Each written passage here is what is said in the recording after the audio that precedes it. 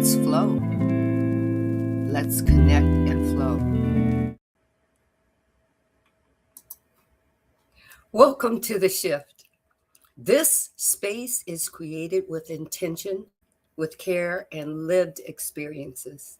Today, we are continuing our series exploring the universal laws and how they show up in our work, in our leadership, in our entrepreneurship, and in our everyday lives.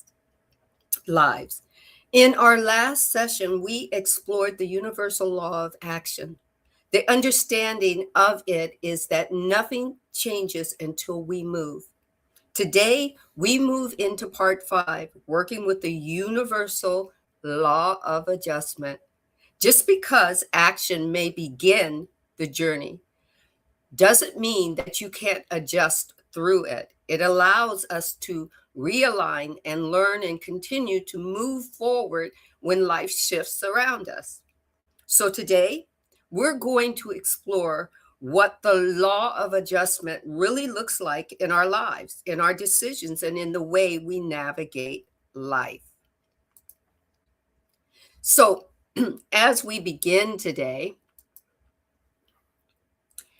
I want to thank you for joining me. If you're already here at episode or part 5, then you already know that you are responsible for you. No other way to say it. When I found that out, it was just, whoa, right? That life was creating all around me, all the scenarios, even the backdrop, the background people. They were showing up in my life at that moment to be just background, whether it was noisy or whether it was influential. It was my story. Blows you away, right? The universal law of adjustment teaches us that when results do not align with our intention, refinement is required. Sometimes not retreat. Our egoic subconscious wants us to retreat because that's what it knows to do in every scenario. It's used to that. It's practiced that so much within you that that's how you perform. It doesn't mean that it's a right or wrong, guys. It just means that it is one of your it is, right? Put that, the is word in parentheses. It's just what occurs consistently with the same result happening, right? You're expecting a different result. Okay. I think that hit home. Most of what we call life is happening to us is actually life responding to a choice that we've made. Blew my mind when I first had to sit with that internally. Sometimes the choice was conscious, sometimes it was unconscious, but nonetheless, we made it, right? And we are responsible, or we believe that we shouldn't be responsible for the outcome of it, especially if we were subconscious, unconscious of it, or subconscious is flowing around us with that information. You didn't do that, somebody else did it, because that's the way we were taught. And it wasn't just because I'm Black, or just because somebody else is Asian, or just because somebody else is Cuban, or somebody else is white. We were taught these traditional things because somebody else taught it to us, and somebody else taught that to them, and somebody else, and it was never questioned. It just had a reaction to it that always opened an avenue that we got to look at when we're walking down and going, this is happening to me because, it always happens. This always happens. No matter what choice I make, this always happens. right? But if the choice, maybe, if you find out you're the common denominator, then you get to discern what the choices were, right? So when the outcome shows up in a way that we don't prefer, we get to label it as something other than failure, because most likely our unconscious mind will go there immediately. You failed, or this is a setback. You'll never get back on your feet. This is a convenience, or even this is an injustice. But the law of adjustment says otherwise. It says you're not stuck. Sandy, you're not stuck. You're not doomed. You're not behind.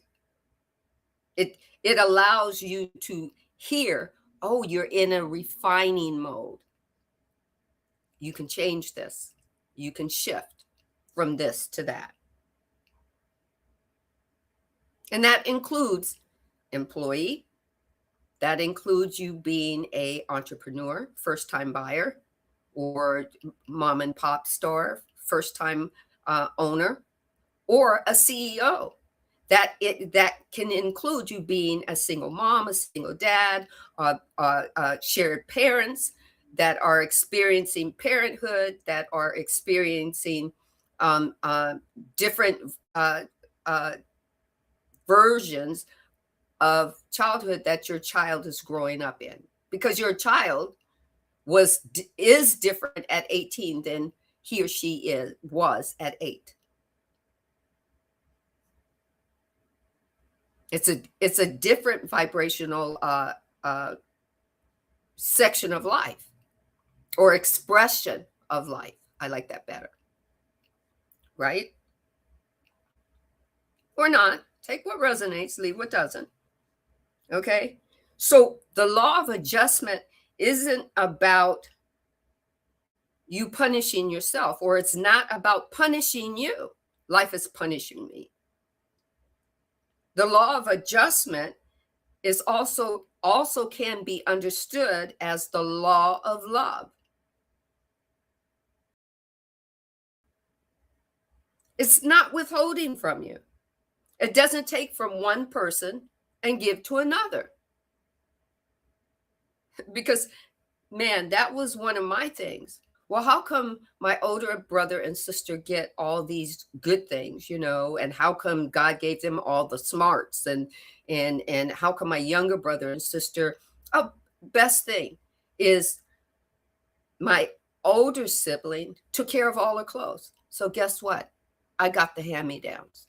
Now that's how I perceived it. It's not how my mom perceived it. I'm quite sure that's probably not how my sister perceived it. But by the time my siblings, my younger siblings, got there, they got new shit. So unconsciously, I didn't know. I built a thought process that life doesn't like me. Middle child syndrome. No matter what I'm going to do, I'm not going to get, new stuff. I'm always going to end up with hand-me-downs, hand-me-down bike, a hand-me-down this, a hand-me-down, right? That's young kids' thought process, but none of thought process anyway. But life isn't trying to be kind to my older sibling or my younger sibling. That's just how that story played out with whatever the person that was taking care of me put forth as intention to make the household work, right? I just use that as an example. So love is alignment, right? So it's not trying to take from one person and give to another. It does not operate through favoritism. But as a kid, I thought older siblings got favoritism, younger siblings got favoritism. It's not meant to operate through deprivation. either trying to deprive me of something. It bestows it equally. It's just consciously or unconsciously, how do I see it, perceive it? The law of love and the law of adjustment always respond in alignment. Blew my mind. And go figure, I'm learning this in the workplace as well through my 40 years of working as an employee. Right?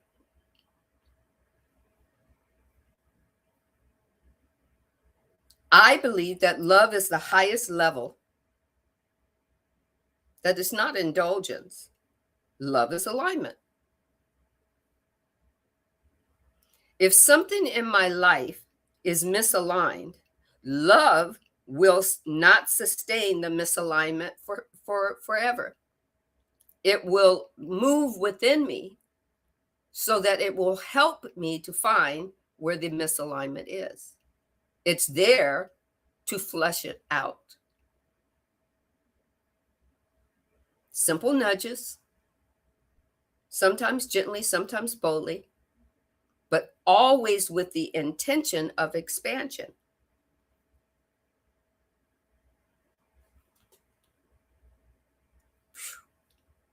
Did that just open a container of information within you that said, ooh, let's go out and play, right?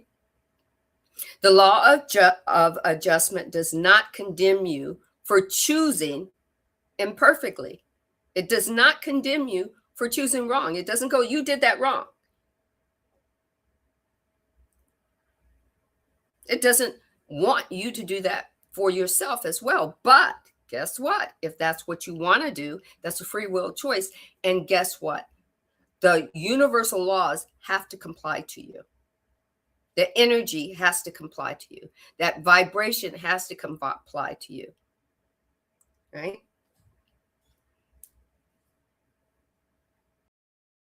Adjustment doesn't condemn you. I'm going to say that again. It doesn't condemn you for choosing or making a wrong choice. The choice is not wrong. It's uncomfortable to you and you don't like it. That's where the law of adjustment comes in and says, then change it.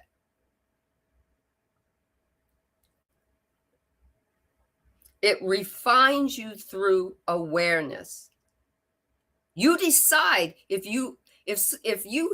you're constantly going online and hearing all these different videos that tell you that you shouldn't be an employee and you're being an employee to the corporations or the devil and evil and sucking you dry and everything, you need to go.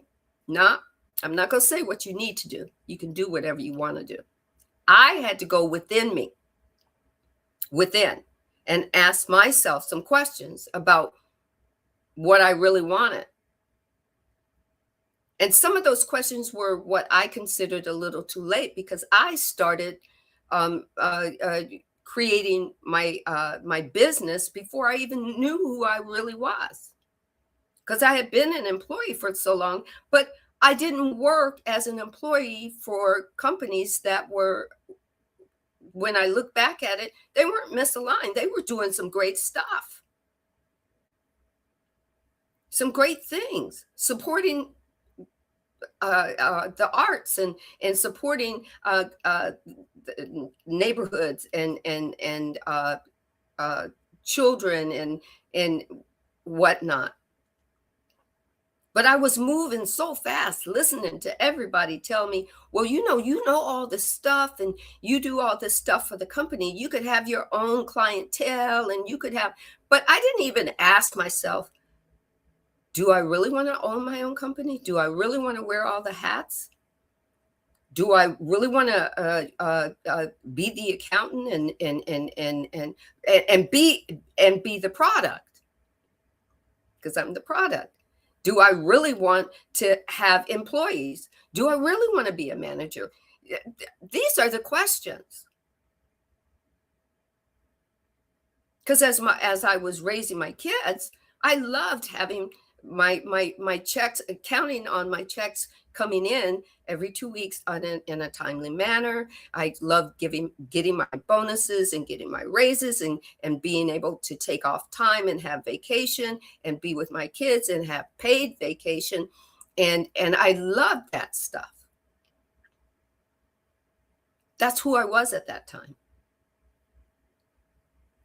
That's where you get to go inward and say, what about me? Well, once you say, what about me, the internal you, the higher being you says, yes, tell me about you. What do you really want? It's not degrading to be an employee of a company you like working with. This world is not totally archaic or chaotic. It's where you want to play. Yes, there are some people that are descript in the description. They are um, beast in the business. They don't care about anybody except themselves and making money. And when they die, they want to die with all that money. But the the physical part of that doesn't go wherever they're going next. It just moves on to family. Who knows? And who knows? It might move on to family who decides, I don't want to be anybody like my dad or my mom or my uncle or whatnot. I want to take this money and do good. So they have the opportunity to adjust. Right? I'm just saying. Right? Adjustment does not condemn you for choosing imperfectly. It refines you through awareness. You become aware, and you become aware that you can ask yourself a question about the next choice you can make. Right? You made the best decision you could with the awareness you had at that particular time and made a choice. Now you have more awareness, so now you can adjust even better if you choose.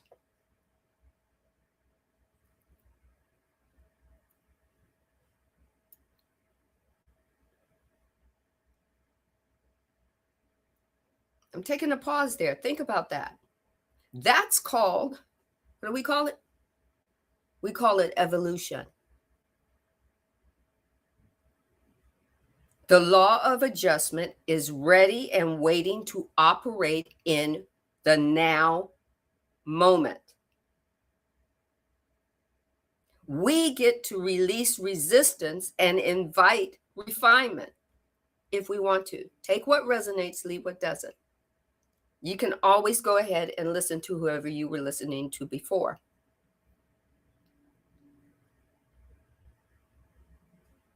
The law of adjustance cannot override the human will. So it'll be there waiting for you to take action in its direction. It waits for you to be willing to move that way. When ego hardens and says, I refuse to change, and I've heard that several times. Matter of fact, I heard that several times today. I refuse. Well, if you refuse, then the universe says your wish is my command. Keep refusing and you get what you get. Life ain't doing nothing to you. It's doing everything because of you and because of what you say. And after you have that thought and you put it into action and you say it in and put it into motion, the universe or energy or life, whatever you choose to call it, is working on your behalf. And the more you bring yourself into it with whichever energy you have, the universe is doing everything because of you. That blew my mind. Now, I didn't know this the whole 40 years of working for different companies, but I did know that inwardly things were always, moving that way. I wasn't always in my subconscious ego state. I understand now that I was moving in and out of states of beingness, states of consciousness, becoming aware, right? Okay, so when awareness arises and says, okay, let's go back. When ego hardens and says, I refuse to change, adjustment, the law of adjustment, that's energy, it just stops, it stalls, it stays right where it's at. When awareness arises within you and says, what is this? And you say to your inner self, what is this trying to show me? Then the law of adjustment activates. That energy says, oh, Sandy wants to go there. And I have to laugh. I've been there quite a bit. It doesn't mean you have to. Take what resonates, leave what doesn't. I say that all the time. Awareness arises and say, where do you want to go? What do you want me to show you? It activates in you something that's going to show you a place where you can adjust it or change it or alchemize it. You can't alchemize anything unless you realize that there's something that needs alchemization or something that needs transformation. You have to be aware of that, even as an employee, even as a manager or supervisor, even as a lead CEO, even as the owner of a Fortune 500 company. You're responsible for that. Either your ego is saying, I refuse to change. I'm going to do everything the same. It's working for me. I'm making the money, but everybody else isn't getting a piece of the pie. That's okay. I don't care. What you put out, there we go. We go all the way back to the law of not just action, but the law of cause and effect, or some like to call it, the law of karma. You get what you get. And people are getting what they get, but they're blaming other people for it. They're not, aware of it, but they're blaming other people for it. But you get what you get. Okay. So let's keep going. Awareness arises and says, as soon as you say, what is this trying to show me? It activates the law of adjustment that's waiting to move you, to adjust you.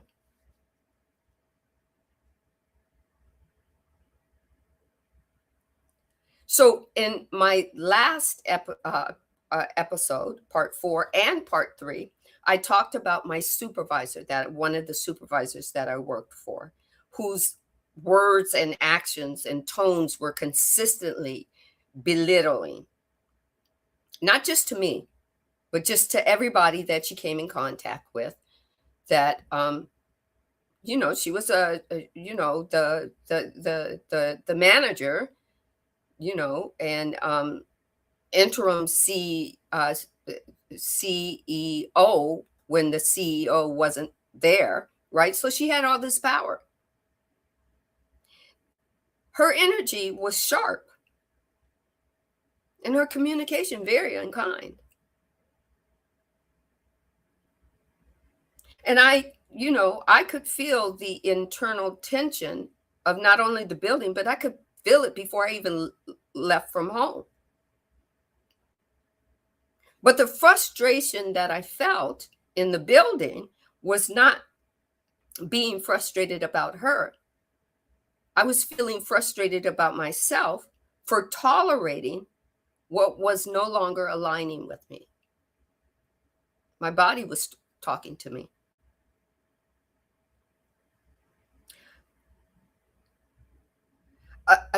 And adjustment didn't mean reacting emotionally. That's not adjustment.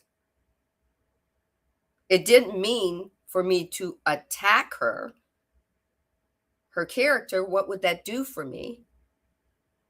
That wouldn't make me any better. It didn't mean me shrinking myself to survive either. The law of adjustment meant for me to get honest with myself.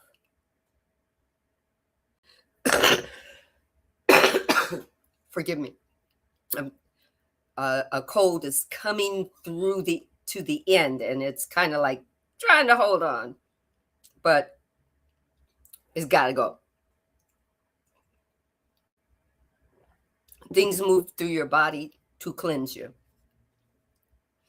So I released the need to control the outcome. And you know how I knew? I released the need to force the timing. I had said, this is what I said. Okay. I had to surrender the situation in a mature way. I wasn't exactly sure what that was, but I know I intended to, right? So I made a clear internal decision and said to not only, at that time, I didn't know it was called my higher self, but I said it to the divine in a meditation, in a prayer. She and I cannot work together in this way anymore. So either open the door for me to move or the door for her to move. And then I said, I don't care which one it is. I'm ready for either.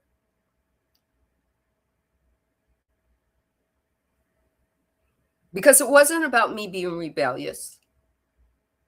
And it wasn't about me being unkind, because that wasn't my nature. It was about me finding my alignment again. Because I worked really well with a lot of other supervisors, managers, CEOs. I was in a lot of meetings or board meetings with sitting next to my bosses. And when they had a question that needed answered, they leaned over to me and I showed them graphs and whatnot. Or they would say, hey, let's let Sandra explain that part to her. That's what she does, this graph. So it wasn't about me being rebellious to the supervisor. It just wasn't. But I knew I had to release that control because I didn't like the energy anymore. I didn't like going into work that way, feeling that way. So she wasn't going to adjust herself.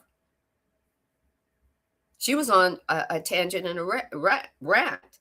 And it wasn't just about me. It was everyone. But I couldn't do anything for everyone else. I had to do what I needed to do for me. I could only go within for me. And when I adjusted internally, when I softened into my willingness, the situation shifted. That's how the law of adjustment operates. It waits for you to become willing. It waits for you to stop clinging to what is clearly misaligned. It waits for you to choose dignity over drama. Let's put it that way. In my case and her case. I wanted dignity. She wanted drama. She took everything that she knew about you, and she twisted it. She liked that.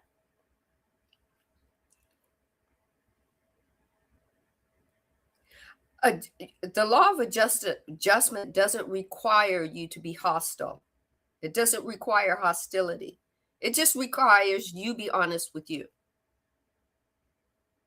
Once that internal shift happens, movement follows. It's freed up.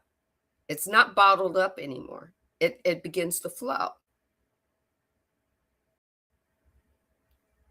Adjustment also operates as the law of attention.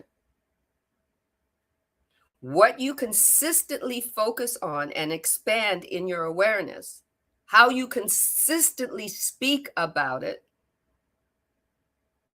If you're constantly speaking about unfairness, guess what? You get more unfairness because the universe says, oh, she's talking about that again. She must want more scenarios. Let's open the doors for her. Let's allow another person to walk through the door to give that to Sandy. When I learned that I needed to stop focusing on my supervisors being unfair to me or trying to blame her or even just standing in the victimhood, I could see a different perception.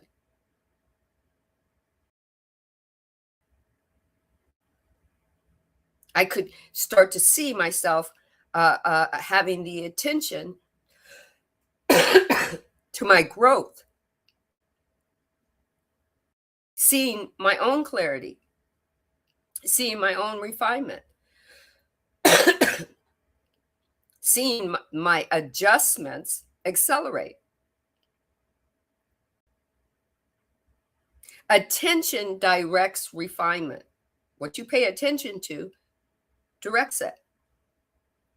If you're paying attention to the yellow brick road, then you follow it. And when you get to two different directions and you have no yellow brick road, if you fixate on the fact that if you go down one or the other, you might make a bad choice because there's no more yellow brick road, instead of going, well, maybe I need to just see the bricks as I'm walking the path.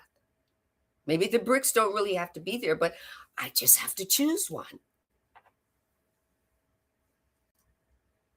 That's the opportunity, right? I'm just using that as an example. Okay? Attention directs refinement. So let's bring this more into the workplace, because that's where it's real for you, right? You take a job because you feel it might be stable, because you want that stability. You accept a promotion because it feels like I'm growing, I'm moving up the ladder. You stay under a manager because that feels secure. You don't feel like he or she is going to change their direction, and you feel stable. But then months later, something shifts. You begin to feel like the role is becoming heavy for you. The environment has all of a sudden misaligned. You can't tell whether it's you or somebody else. Communication between your boss or your colleagues or your coworkers feels strained.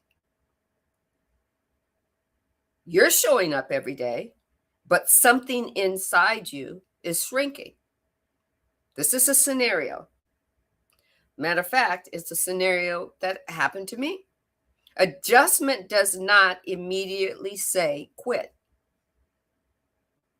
But that was my ego's go-to. Right? Adjustment had me finally ask, what needs to be refined? What needs to be changed? Do I need to set up some boundaries? Because I never had set up boundaries.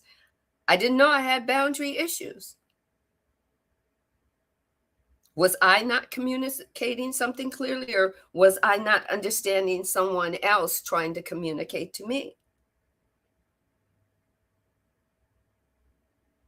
Had my values evolved? Was it me that was growing and changing? Had I outgrown the space? These are questions, internal questions that you can ask yourself. This is what the law of um, of adjustment leads you to, not requires you, but leads you to,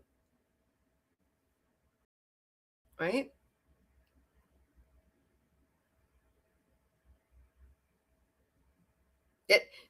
It it can get you to ask these questions, right? You get this is my the question that just kind of woke me up. Okay. Am I being stretched in a way that is uncomfortable but necessary? With this particular manager, I was being stretched in the growth, but it was very uncomfortable, but it was very necessary. So my answer was yes. Sometimes adjustment looks like a conversation. Sometimes it looks like developing new skills. Sometimes it looks like transferring departments. And I did that. But then my CEO wanted me back. And for whatever his reason, my spot was there when I came back and went, I'd rather work in this accounting department than what I transferred to, which was they didn't give me the right info. They didn't give me enough information about what that department was about. And the law of adjustment left enough room for me to ask a question within myself. Is this the department that I want to be in?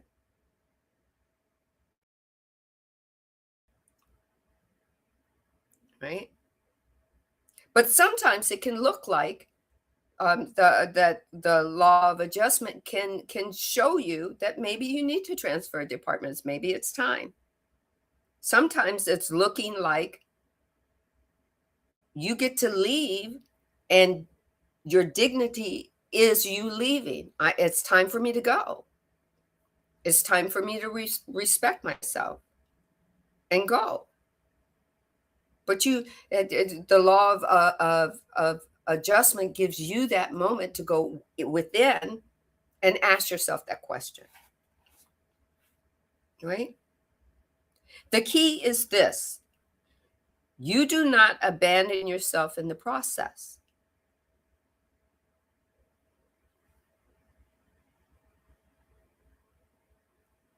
As an employee, never abandon yourself. Because first off, it's not wrong being an employee and working for a great mom and pop company or a Fortune 500 company, as long as you're internally happy with who you are and what you're doing, and and you do it well to the best of your ability, what you believe, right?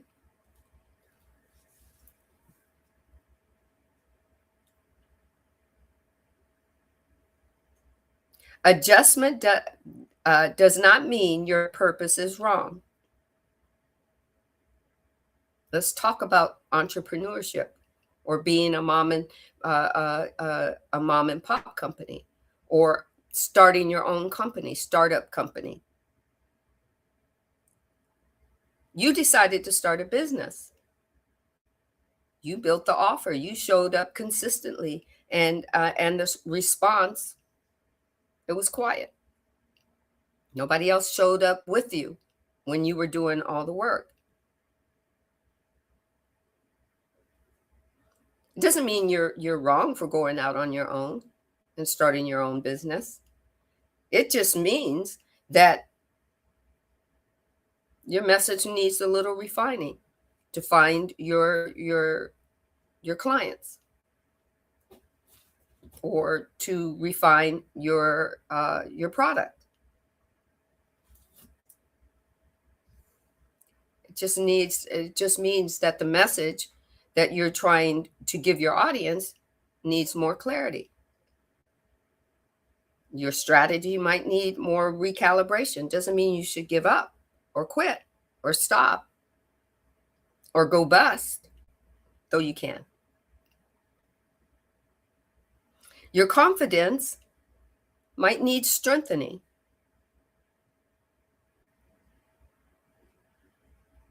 Your mission may still need aligning. The method may still need adjustment. It's not one and done. I know that for a fact, because I have my company that I finally understand why it was put on a back burner, is because I don't want to do mainstream accounts receivable and collections. I know who I am. I am soul awakening with Sandra. And I have so many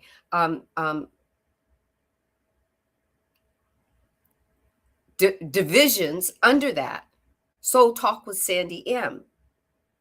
Star Meditations with light language. Soulutions Workshops. Soul Awakening podcast series. So many divisions already. I know I don't want to do accounting anymore, but I do want to teach you about accounting so that you can make a have an opportunity to know if you want to wear all the hats, because part of wearing those hats, owning your own company, is you knowing accounts receivable, is you knowing accounts payable, is you knowing general ledger, is you knowing, because that's part of the hat that you'll have to wear. But when somebody told you stop being an employee and just go own your own company, they didn't tell you that. They just told you, hey, corporations are evil. They're monsters. Don't work for them. But they didn't tell you what it's like to wear all the hats. Right? I'm just saying.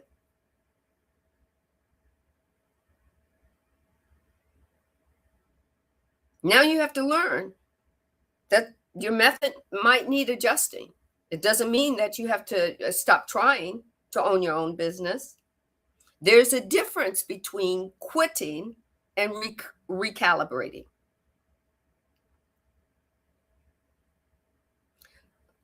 Gautama, I believe Buddha, said, I think this is in the Dhamma Prada,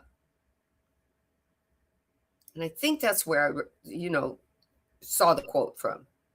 Right, I half wrote it, and then AI helped me find it. It says, your work is to discover your work, and then with all your heart give yourself to it. For me, I sat with that and came out with, my higher being came to play at being an employee.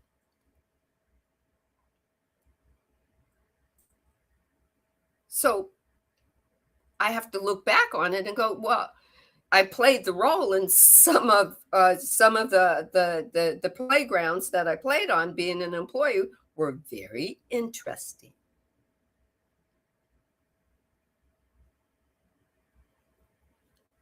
So let's bring this into everyday life, just everyday life. This is an example. This has happened to me. That's why I made it an example. You're in the grocery store and the lines are long. Someone has too many items, right? The cashier is overwhelmed and you're kind of feeling irritated, but you're feeling the irritation rise. Adjustment in that moment might look like regulating your tone, choosing patience over escalation, asking a question differently so it lands with respect, asking a question internally, not about yourself, but about the scenario or the possible scenarios that could be happening in front of me. The cashier being overwhelmed, and the person that doesn't know that they have too many items in their cart because their cart doesn't look overfull. And maybe possibly they didn't have time to count them because they might have to go pick the kids up, get to pick the kids up before they get and have to pay extra with the kids being in the daycare. But it was easier to come to the grocery store and get all the items than trying to do it with them, right?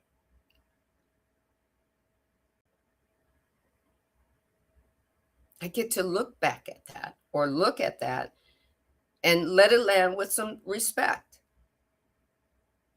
So I'm in a conversation that starts to turn tense.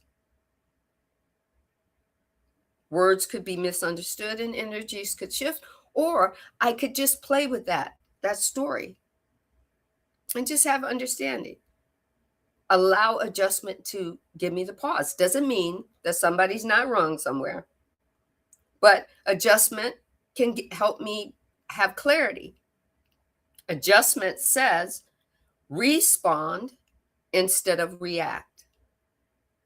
And I know a lot of people will say, I got to let my ego handle that. That's how I got to regulate my system.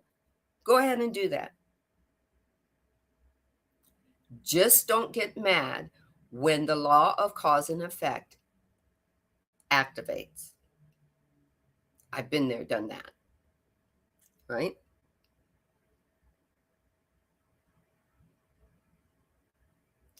Adjustment says respond instead of react. I found that that's maturity, being mature in the motion. Adjustment doesn't mean you tolerate disrespect. It does not mean that you silence yourself. It means you refine your reproach or approach, rather, not reproach, but approach without abandoning who you are, without abandoning your integrity.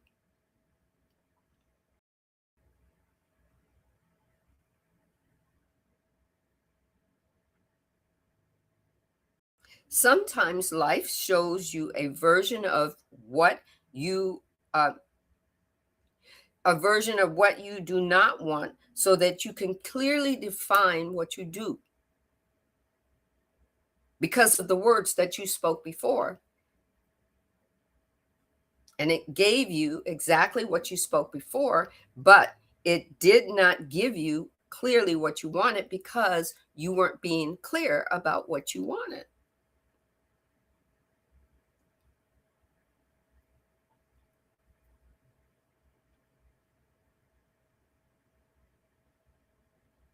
That's not a waste of time. The universe or energy didn't waste your time. It gave you exactly what you said you wanted. And then it said, okay, it gave you a pause so that you can find out if you like it or not. And if you don't like it, you get to have that moment where you go, it's not what I wanted, but I'm not going to spend a lot of time, dissing what I didn't want. What I'm going to do is I'm going to adjust this and tell you what I do want based on how I feel about what I didn't want. So now the universe can actually feel through your body what you didn't want. It's not a wasted time and energy. It's the wisdom that you're earning by learning about what you didn't want and how it felt, and then going to the universe and saying, okay, this is what I want. Let's lose this, cross this out, cross this out, cross this out. I'd rather have this, this, and this. Remember, if you refuse to adjust, you can possibly be in stagnation. It's your choice. The law of adjustment is always giving you that choice. If you over adjust emotionally, there's a possibility that you can destabilize. But if you adjust consciously, there's a possibility that you can expand. I say it that way because that way it gives you an either or choice.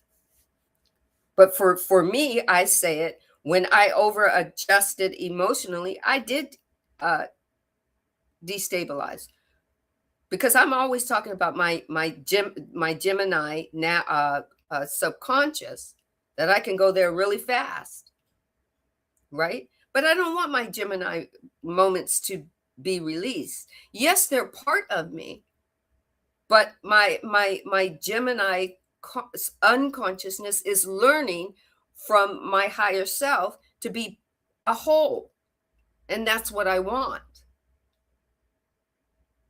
It has the opportunity to tell me what the possibilities are that I can do, but I have the possibility through adjustment to do what I really want to do. Adjustment for me is love correcting course without condemning me as a traveler.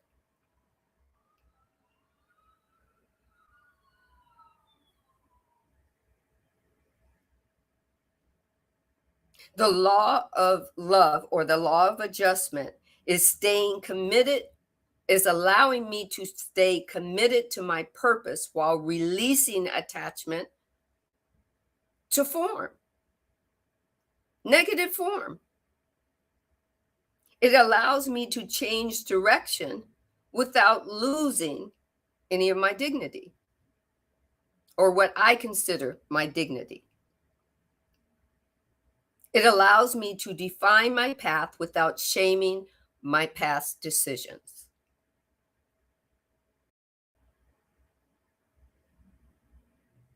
I found that as an employee, as a manager, as a owner, I got a chance to pivot. That adjustment isn't weakness. That I got, or that I have the opportunity, the continuous opportunity to be in it. It allows me to be intelligent, even through my mistakes.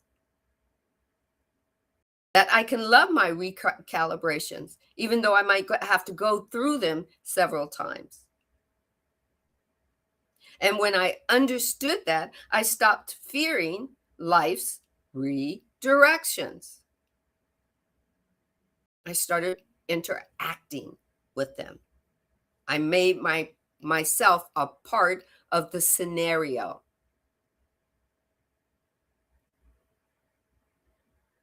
That consciousness allowed me to move into leadership if I wanted to. If I wanted to be a leader in the workplace. But it also allowed me to find out if I wanted to manage people.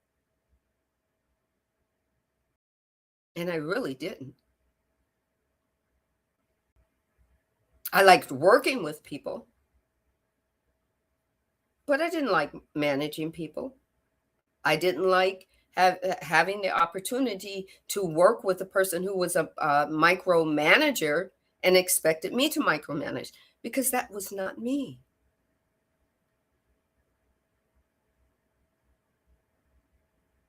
I learned that I could be courageous in wanting to start my own company, becoming an entrepreneur. But I also had to know that my emotional intelligence in my everyday life was part of, or the universal law of adjustment was part of that too. Carl Jung said, he said this, it was, go look it up, Modern Man in Search of a Soul, I think 1933. He said, your vision will become clear only when you look into your heart space, your heart chakra.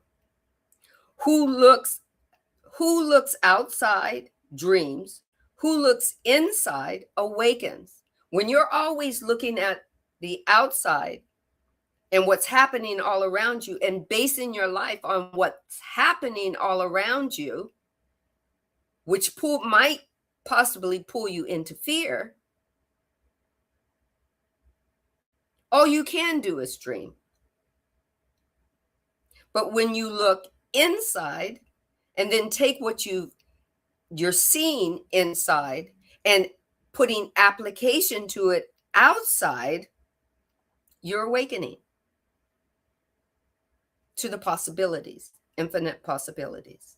Take what resonates, leave what doesn't, right? Many thinkers, many teachers, many leaders have spoken to this principle, even if they do not call it by that. Maya Angelou said, if you don't like something, change it. If you can't change it, just change your attitude.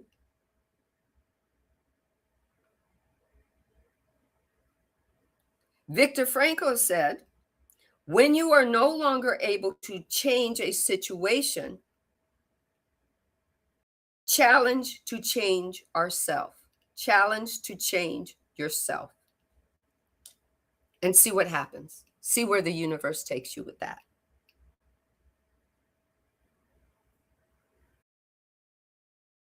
Between stimulus and response, there is a space. And in that space is our power to choose our response. If you take that moment before reacting, there's a moment for you to choose a response.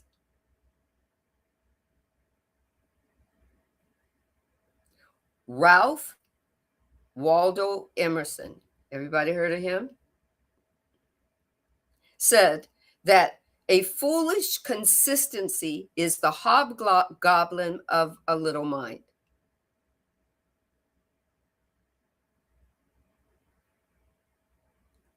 Want one more? Henry Ford. Failure is simply the opportunity to begin again. This time, you begin with intelligence, just a little bit, right?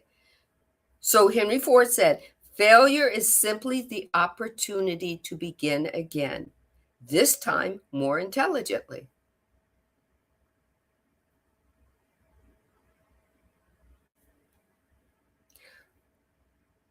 Remember, across philosophy, leadership, psychology, and spirituality,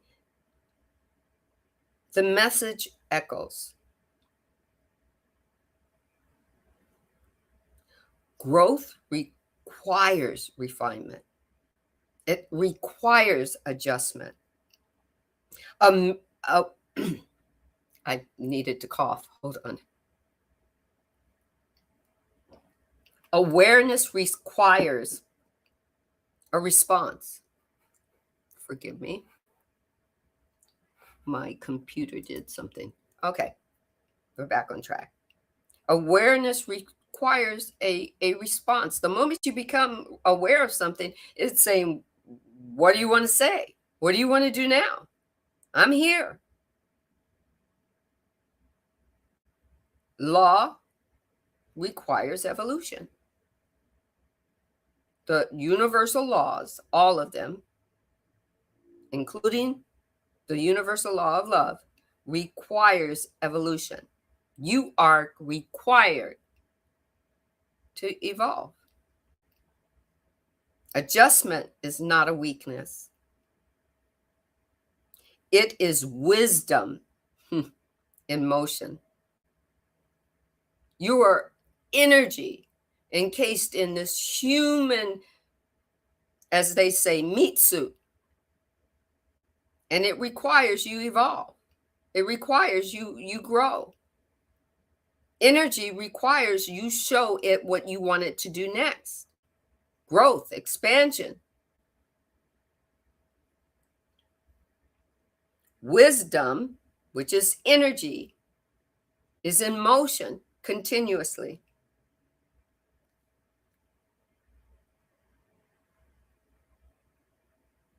So as I close, or as we close this part 5, right? I close it with saying, nothing in your life is wasted. Not the job that stretched you, not the supervisor that challenged you, not the business idea that didn't land, not the conversation that did not go how you hoped. Every experience is feedback. Every experience is refinement. Every experience is inviting you to go deeper in alignment. The law of adjustment is not tearing your life down, it's fine-tuning it. It's allowing you to take the opportunity to grow. It's allowing you to pivot. This is your story. It's not somebody else's. There may be other people in your story. In your story. But you're allowed to refine your direction without shaming yourself by mistakes, as we label them. You just made a choice. It didn't work. So now you get to fine-tune it and go in a different direction. You are allowed to refine your direction without shaming who you were when you made an original choice. Put it that way. That's wisdom. That's maturity. That's universal, the universal law in motion. So this week, I want you to just pay attention. You say pay attention to what? Where's life nudging you?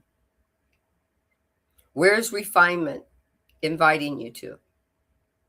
Where are you being asked to evolve without abandoning yourself? Can you pivot without quitting yourself? You know, I believe you can. I'd like to thank you for being a part of part 5 of the Soulutions Workshop. If you find this illuminating, share it with someone who's going through something, whether it's at a job, whether they're just believing they're a lowly employee, or whether they're a CEO of a startup company, whether they're wearing all the hats, or whether they're a single parent, or a collective partners in parenthood. Share it with them. Like, subscribe, and share. Why do I have to tell you that? But sometimes we're encouraged to just constantly scroll.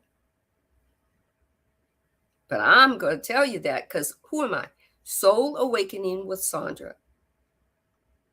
So until next time, Until part 6, adjust with courage, refine with your dignity, not how somebody else tells you should refine, and keep awakening in every area of your life. I say unto you, wholeness and balanced love to you and yours. One love.